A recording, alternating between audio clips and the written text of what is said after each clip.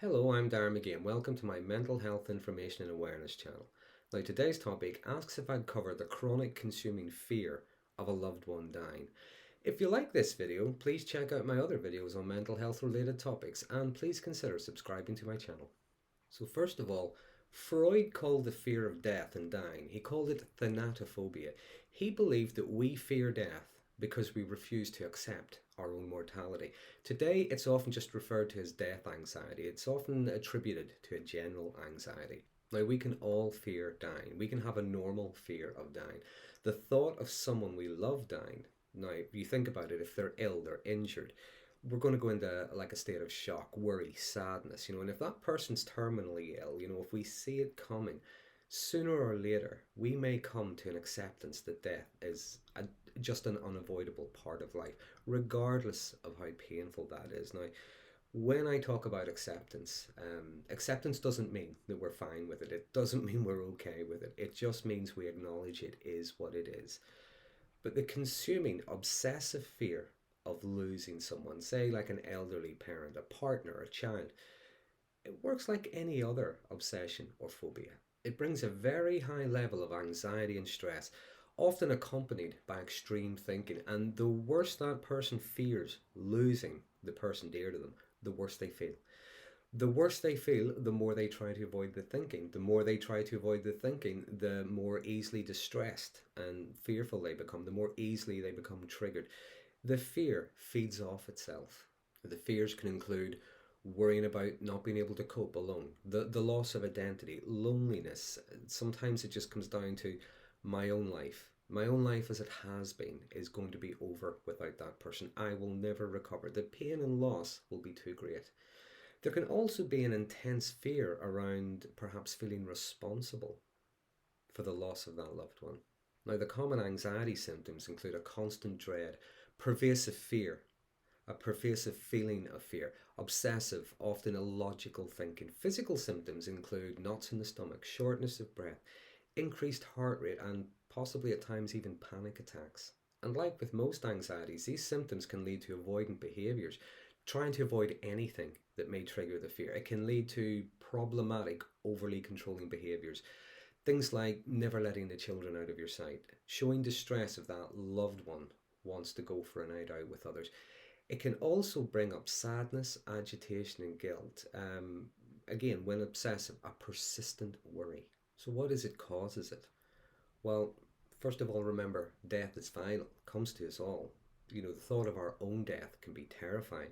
The thought of losing someone very dear to us can bring up heightened distress. But as is common with a lot of phobias, it's often a mix of both internal predispositions and external events. Now, what I mean by that is someone may be predisposed to be anxious, think in unhelpful ways such as catastrophizing. It's always the worst case scenario, jumping to conclusions, emotional reasoning. It's true because I think it, it's true because I feel it, and often fueled by those two small little words, what if? And external factors. Now, perhaps they've already experienced bereavement in the past, or they know someone who has experienced the bereavement, and they remember how unsettling and how painful that was. So it's all about the avoidance of that painful feeling, that painful experience. So it's a combination of both brain chemistry and life experience that play a large part in the development of a phobia. Now, the fear of someone dying can also sometimes be due to, say, a level of codependency. Now, codependency involves believing your sense of self, your sense of self worth lies in a relationship with others. The fear of losing that person brings up an intense fear of being abandoned, being left alone. Common in a parent child relationship, the uncomfortable fear of outliving your children. You weren't perhaps able to protect them, you weren't able to keep them safe. On the other side of that, say the fear of losing a parent, that parent growing old and dying. This is someone we have known our entire life, someone who has always been there in some form or another. That person who always made sure Santa came. Also, there's the loss of control. Now, we all need a level of control, every single one of us. Now, something as simple as where we're going to sleep tonight, where our next meal is coming from.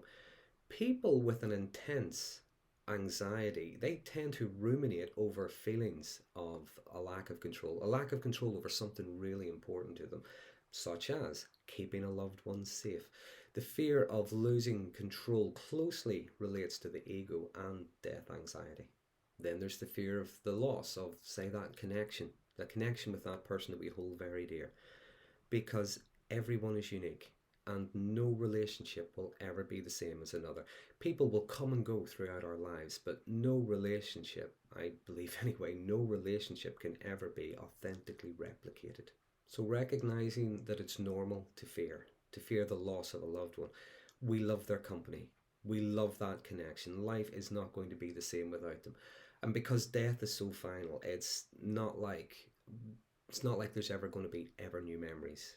The only memories we have are the ones we have.